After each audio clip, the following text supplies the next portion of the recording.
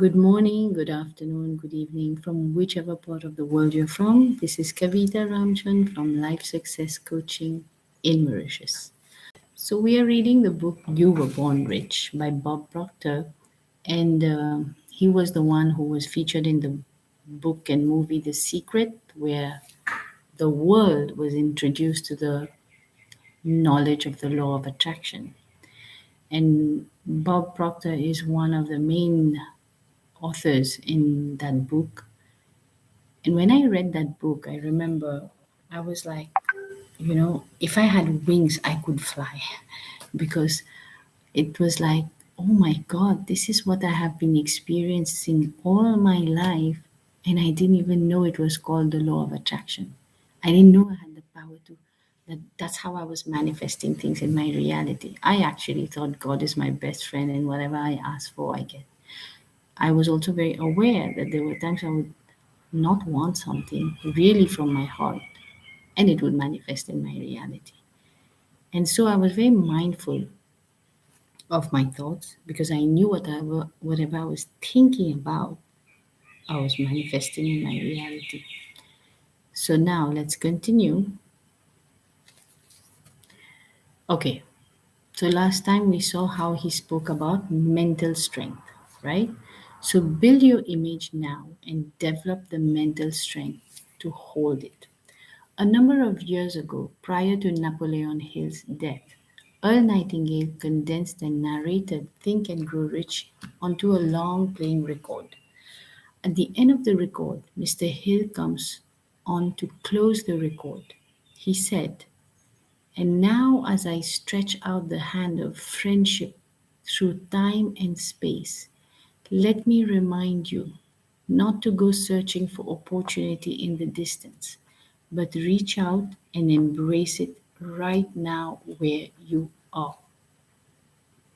This is something so phenomenal because we have this tendency, we human beings, we are growth seeking mechanisms. All of us are. It's our essence to want more in life.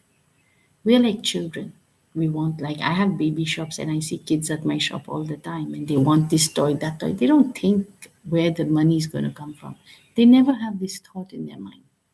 The only people who have that thought in their mind are adults. And why? Because adults have been made to think, where will money come from? You know? I mean, think when you want to buy something and you really want to buy it, just take a look at your cupboard. Do you need that many clothes? You have them. Why? You wanted to buy, you bought. When the heart wants something, the logic mind doesn't think, and the way will be shown, the way will come. It's always been the case. There is somebody we call God, no? We say we believe, we trust, we have faith. Then why do we stop ourselves from wanting what we want? We are the only ones in our way if we don't have something we want today. I can tell you that with 100% conviction. There's nobody else stopping you but yourself. And it may seem so real that somebody else is stopping you, but it's not true. It's an illusion. Even time and space are all illusions. The only time we always have is now, right now. What are you doing right now? You want to ask yourself that. How long have you been doing that same thing right now? If we don't do something consciously to change, it keeps repeating. We are going on a loop of creating the same thing again and again, again and again. And then when you do that, it becomes a habit. It becomes very, very difficult to break that habit then. Wattles said, Wattles is the author of the book, The Science of Getting Rich.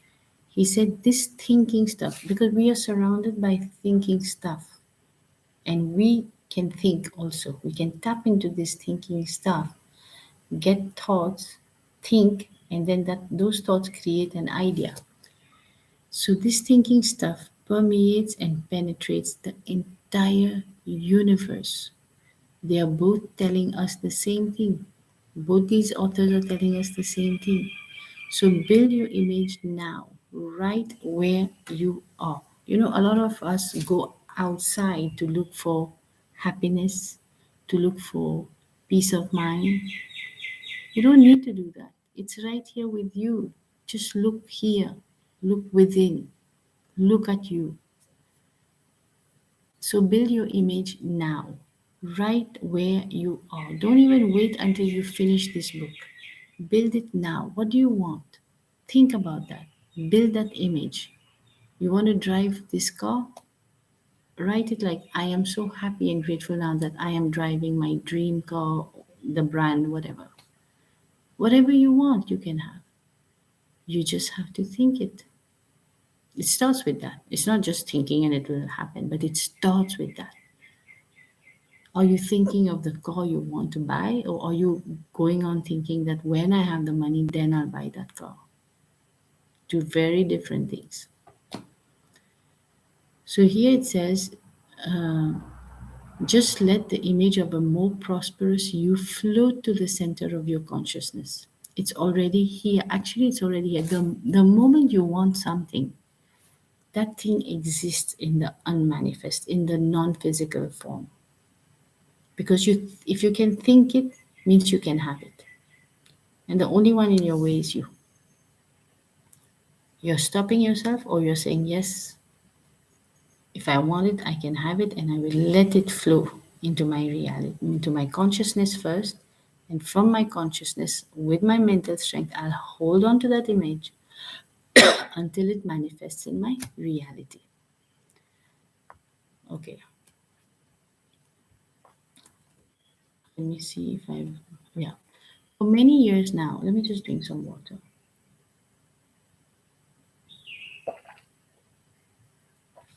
For many years now, I have been very aware of the power that flows through you to accomplish good in your life. When you hold the proper image in your mind, and this great truth has been responsible for many wonderful things happening in my own life. Moreover, I have also seen numerous examples of what a proper image will do in the lives of other people. So, here Bob is saying that there is a power that is available to you, but that power is not going to judge you. It's not going to criticize you. It is going to give you what you're asking for. Isn't that so beautiful? The question is, what are you asking? Are you asking for the prosperity as if you already have it and you believe it's already here? Or are you asking for more misery and suffering by letting what is happening outside of you take control over your mind? By letting your medical results tell you that, okay, I'm sick, I have this problem, I have that problem. Stop talking about your ill health. Talk only about your health when it is good. There is a great science behind that. If you don't understand it until now, just borrow my belief. Because I came out of 7 years of depression just based by this education. It was such a quantum leap into well being that I was like, oh my goodness, I have to teach this to the world, you know? I left working at my own retail shops to become a coach just to be able to get this. And why am I doing this? There's a greater reason why. Because I saw as a mother how it affected my life of my children not understanding this knowledge. Like, not, it's not that I didn't know that, I knew it. But my results were reflecting otherwise. Why did that happen? Is because of something called paradigms. I will get into that another time. Paradigms are all the beliefs that were in me, that were programmed into me by my parents, by my society, by my teachers, everybody. Nobody programmed into me a prosperous image of myself. In fact, I was programmed with, you should be happy and contented with whatever you have. Oh my God, this becomes such a block in your life. In my life, it became a big block because there came a point of time when I still wanted more, and I was hitting this wall, invisible, and I couldn't see what was happening. And I fell. I felt rock bottom, trying to push through that invisible wall, but until I found a way out of it. And that's what I want to share with the whole world. Make the image of the person you're becoming. Hold on to that image with all the power you have, and voila, it will manifest in your reality. So thank you for your attention. I think I must have crossed my time. Yeah, yeah. Okay. So thank you. And just before I go, I want to share something which I shared when I did the Creole one, that I was reading a book yesterday by a girl who is very, very successful, very young and very successful. And nobody's exempt from disease. But she had spent 10 years of her life building her business. Like, she had reached like burnout. And then she just got a stomach pain, and her friend told her, "Why don't you go for an ultrasound?" She said, "No, it's just a tummy pain." But the friend insisted. And then she discovered that she had some kind of fibroid and she needed an urgent hysterectomy. I want you to think, just imagine if something like that, God forbid, happens to anyone like her, for example, at that point, the 10 years of her business, the money, all that she made, would it matter? Does that matter at that time? You know, when it will be time to go, will any of these things matter? How much money I made? Nobody ever talks about that. No one. Even in fact, if you go to a funeral, you'll never hear people say how rich this person was.